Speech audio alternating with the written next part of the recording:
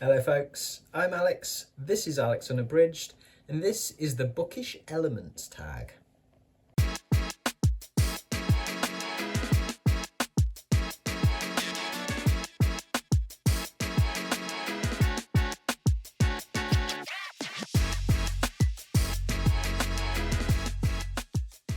So welcome back to the channel if that is the case. Yes, Tag Tuesday, so time for another tag. This one is the Bookish Elements tag. This is an original tag by Sarah over at My Granny Era. And I was tagged by both Debs and Pat. So Debs at Raina Read Stuff and Pat at Book Chat with Pat. So thank you both for that tag. I will link to everybody's videos and channels in the description as always. So straight into the prompts then. Prompt number one is, how do you feel about foreshadowing or dropped hints? Yeah, I think it can be used to great effect. I really like it when it's done well. I think that's the thing, is when it's done well, it's a great literary device. Especially in terms of, kind of still having an element of surprise in the plot, still getting those kind of moments, but then actually when you kind of like think back on it, you can see where it's been foreshadowed, where the hints have come in, and certainly something where that can work so well when you then go back, and if you someone who likes to reread, which I do, certainly books that I've loved, and then you can see, as when you go through it again, you can see even more of that foreshadowing that you didn't even pick up on the first time. I think I think that just makes for such a great repeat experience. You get something slightly different out of it because you do know what the twist is, things like that. So yeah, if it's done well, I love it. Sometimes it's a bit too obvious, the hints. And sometimes it's a bit too subtle, where there is some foreshadowing of what's to come, but it's too subtle to properly notice, and therefore things can seem a little bit out of the blue. But yeah, when it's done well, I love foreshadowing and dropped hints. I will say, that's from a reader's perspective. From a writer's perspective, foreshadowing is something that is, like, I really want to get right when I'm trying to write horror and sort of horror mystery stuff, which I've got a couple of bits on on the go at the moment. It's flipping hard. It's really hard knowing when and how much to drop in and how to foreshadow. That is something that will come with practice, I'm sure. So I do have a lot of respect for people when they get it right, and it works really well. Okay, prompt number two then is bookmarks. What do you use? How do you feel about bending the corner down on books? Okay, bookmarks first. What do I use? Bookmarks, generally. I used to use train tickets when I was working in Manchester, and before the time where everything, all tickets virtually are available on your phone. That's what I do these days, is just buy the ticket on the phone, so I don't have paper tickets anymore. But I always used to use train tickets or receipts. But now I actually use proper bookmarks, and I always just use things generally that I pick up. I might get them for free, like this one. This is from the Gay Pride shop, and I spent some money in there on books, and so they said, "Oh, pick a bookmark." They had all the different sorts of Pride flags, and so of course I went for the trans one. So that was a freebie one. And then I'll usually, if I'm in an independent bookshop, I will buy a bookmark, especially if I've not actually found a book that I want to buy, but I want to support the independent bookshop. I will always buy a couple of bookmarks, things like that. And then there's stuff that I've been given as presents. These are one of the most recent ones. These are little magnetic dog bookmarks. Got a little set of those. My wife got some cat versions, so we're going to do a bit of a swap. There's a set of 4, so we're going to swap 2 each. So we've got cats and dogs, but yeah, I've got a couple of magnetic bookmarks, few magnetic bookmarks, they're lovely. I do like a nice sort of ribbon marker in slightly fancier books. That's always nice. In terms of bending the corner down, no, I'm not one for bending corners. I don't like any kind of bending of pages and stuff like that, not intentional anyway, and it's always a bit just disappointing when something has lots of, even if it's inadvertent creasing of pages. Yeah, it's something I was like, oh, I like my books to at least have flat pages. They can be a bit battered in other ways, but yeah, and certainly no intentional stuff. Okay, problem number 3, forgotten bookmarks. Have you ever found something strange in a book? Certainly like some like dentist's appointment cards. I think I had random business cards, all in like second-hand books. These or library books. A shopping list from goodness knows how long ago, possibly even before decimalization. I did once find a strip of photos, like photo booths, in a I think it was a used book, that one, and it kind of made me laugh because it was like two sort of youngish female friends who were obviously having whether it's a night out or a day out or something, and just having a ball basically. It was kind of a bittersweet sort of thing. As I say, it made me laugh, but it also I was kind of like, oh, that's a shame that somebody's lost that. Okay, prompt number 4 then is inscriptions and annotations. How do you feel about writing in a book, and how do you annotate if you do? I don't annotate so much these days at all. I used to annotate a lot when I was certainly in study text, and certainly in play text when I was producing the play or part of the production. I'd annotate those a lot. I used to do quite a bit of underlining of things in books, like words I didn't understand, things like that. I remember doing a lot of that in some of the Umberto Eco books that I've read. Certainly like The Name of the Rose and Foucault's Pendulum. I think Foucault's Pendulum, I started doing that and then kind of gave up quite quickly because there was just too many underlinings. And then once I realised that I didn't need to understand every flipping word, which was good because otherwise I'd be still reading that book now. But yeah, so I tend not to annotate, like put notes in fiction so much. I have like some of these like little tabs, sticky tabs, these kind of things, that I tend to stick in, and then I might make a note on my phone or in a notebook, something like that, instead of actually annotating directly into the text. How do I feel about writing in a book? I don't mind finding notes in a book, someone else's notes on the text. I don't mind if they are relevant to the text, and I would rather they be in pencil, not pen.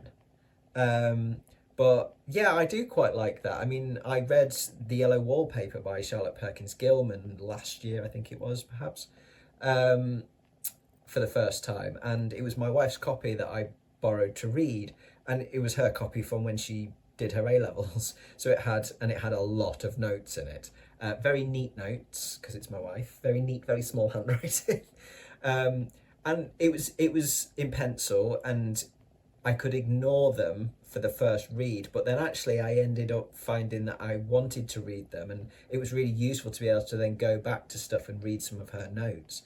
So I don't mind that at all. As to say, if they're relevant to the text, that's fine. Okay, prompt number 5 is introductions and footnotes.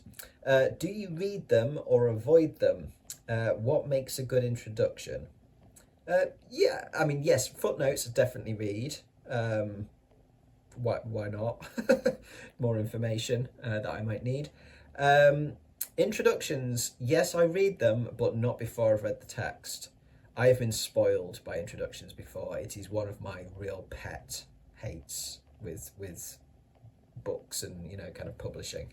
I've had at least 2 or 3 instances where they have actually spoiled major plot elements for me in books that I don't know, or I found that they don't actually really make that much sense until you've read they would actually be better to read after, because they make more sense when you know the text already.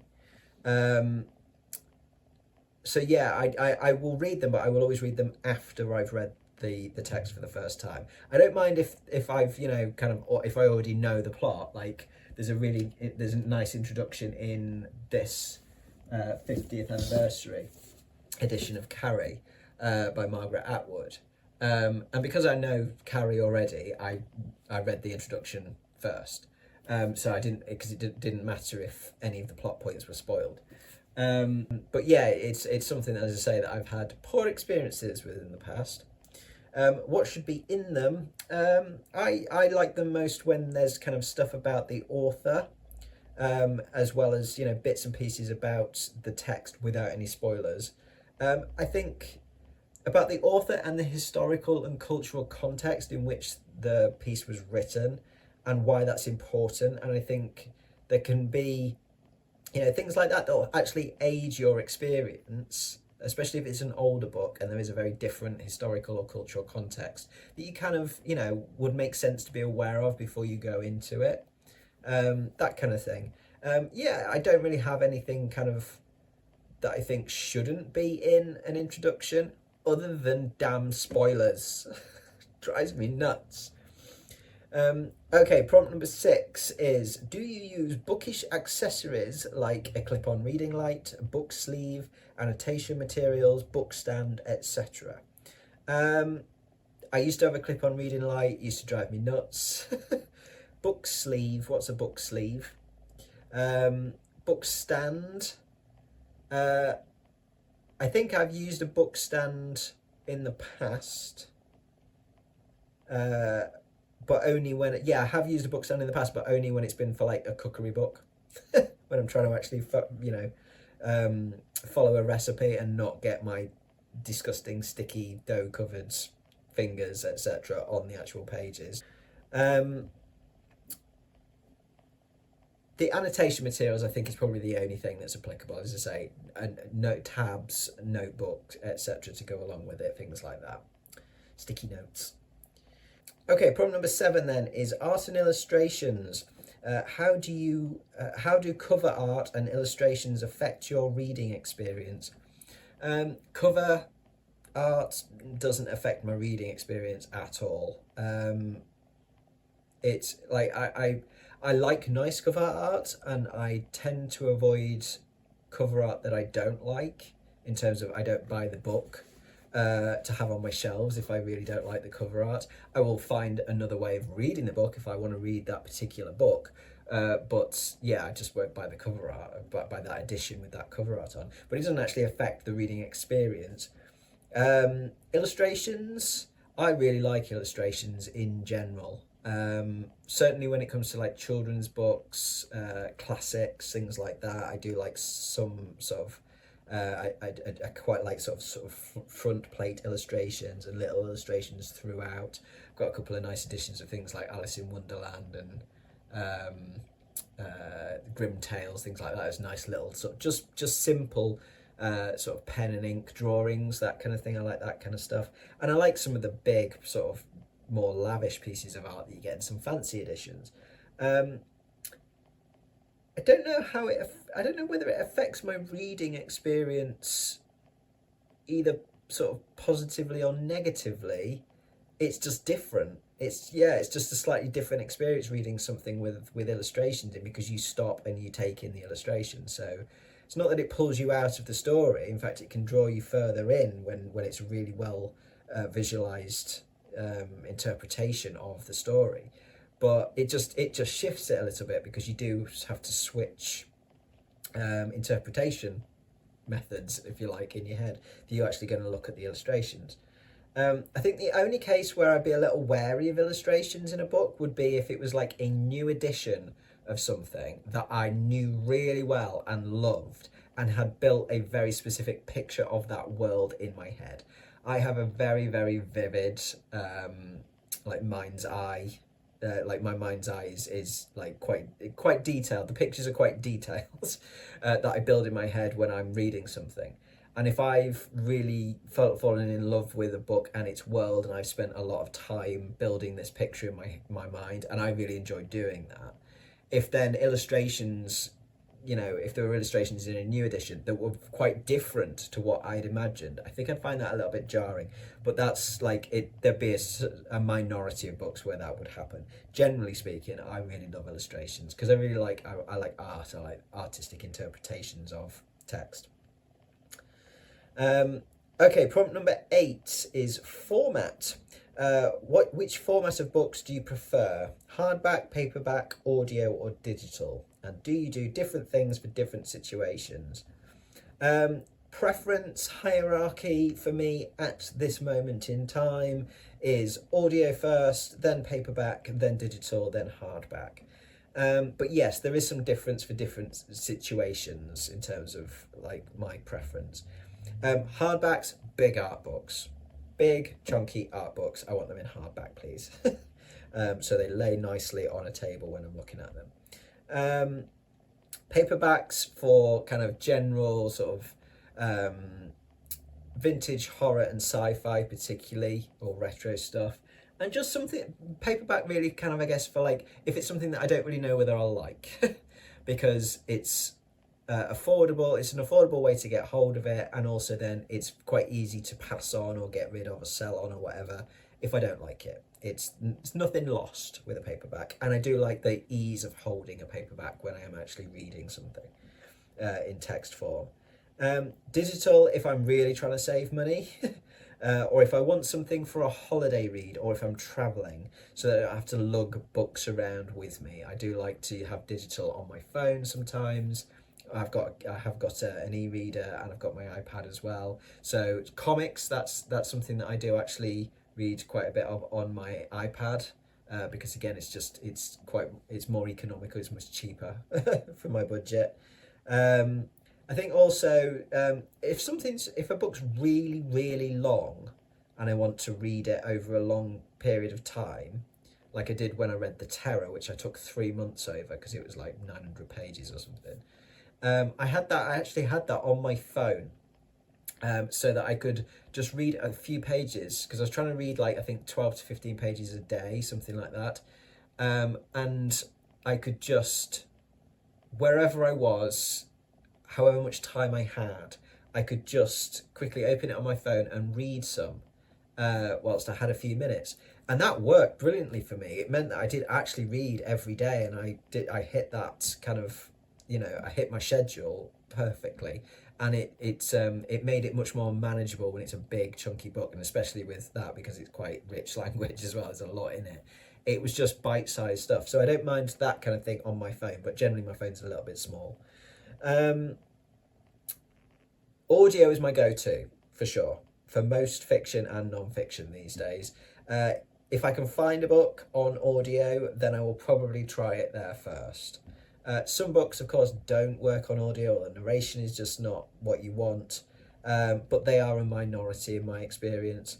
I just love audio because it still means that I can read when I'm flipping tired. When you've been sat in front of a computer screen all day, especially if you're doing for me, I've been doing a lot of work on like proofreading and editing, or if I'm typing because I'm writing, I've sat and looked at text on a screen all day. I haven't really got the eyes to sit and look at more text. So I can still listen, I can still read a book in the evenings. And it means I can also read and do another one of my hobbies at the same time. So I like to make models and make art and do cross stitch and things like that. So I can do that whilst listening to an audiobook as well. So I can, double whammy.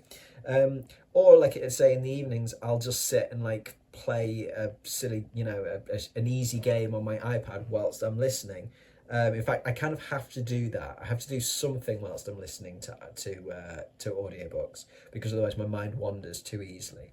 But if I play something like Solitaire or Sudoku, or do something like colouring in on my iPad, some doodling, things like that, then it's just enough kind of to do something to do with my hands that I can do a little bit on autopilot that stops my brain from wandering, and actually means that I can then actually really focus on the audiobook a lot better. So yeah, it's just like audio just allows me to, I think, focus more in a lot of ways on what I'm listening to. And it's that whole just being told a story, which is an inherently comforting thing to me. So that is it. That is the end of the prompts. Apart from to tag some folks, I will have a think of folks to tag and drop some names in the description. So if your name is down there, then consider yourself tagged. But likewise, if you haven't been tagged in this yet and you fancy doing it, then do jump on board and consider yourself tagged as well. But that will do from me today, folks. Thank you very much for watching, as always. Do drop your thoughts in the comments below. It's always lovely to hear from you.